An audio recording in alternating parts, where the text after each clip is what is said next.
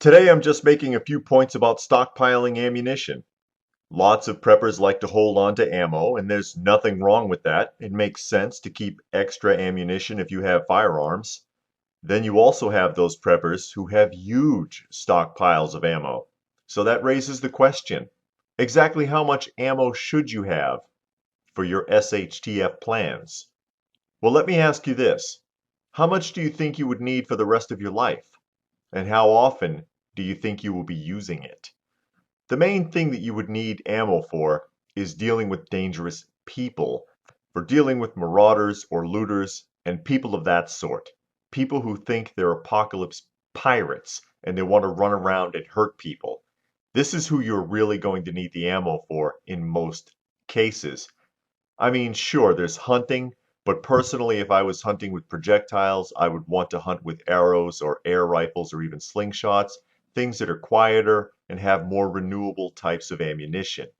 But putting that aside, when it comes to stockpiling bullets for guns, there are five main things to consider. So, in no particular order.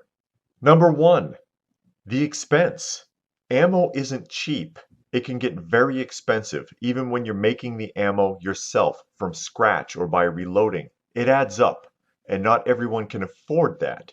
So the first thing to consider is what your budget looks like and plan your ammunition purchases accordingly. If you want to stockpile some ammo, set a monthly budget for your purchases. Or if you plan to make bullets yourself, consider all of the expenses for your startup. Remember, you won't start recovering the expense of your startup until after you've made a lot of bullets. Number two, ammo is heavy. When you're geared out, the ammunition is likely the heaviest thing you're carrying, and you can only carry so much with you. So what if you had to bug out?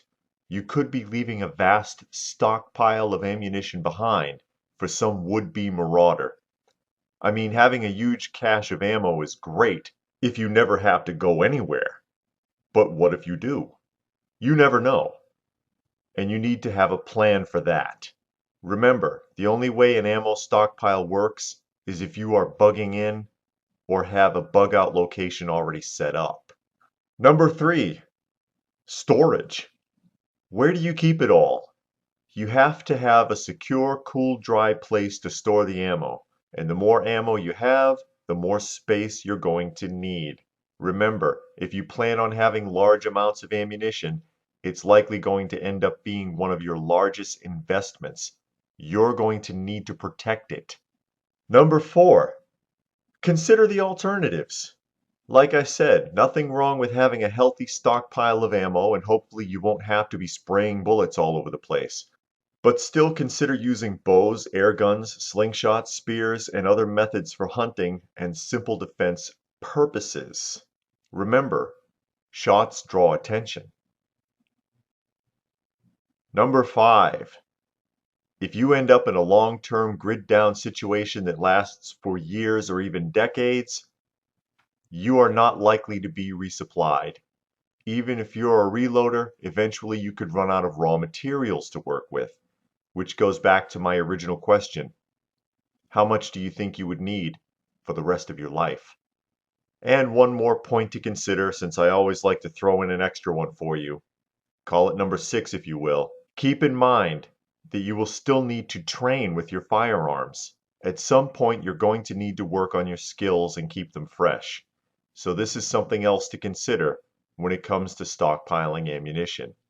Now one more thing. I know some of you who are new to this might ask for some personal recommendations for beginners that are just starting out. For them, I would suggest that a good round number to start with would be to put back about 500 to 1,000 rounds per gun. And make sure you have enough magazines and that they are filled. Empty magazines and bullets in boxes won't help you in an emergency. So if you've got any comments or suggestions pertaining to the video, please do put them in the comments section down below. I do try to answer as many as I can. Please do like, share, and subscribe. Emphasis on share. ScrewTube doesn't like prepper channels, and now because I've had the nerve to put SHTF in the title, I've pretty much guaranteed myself a sanction from ScrewTube because they really don't like those prepper-related acronyms.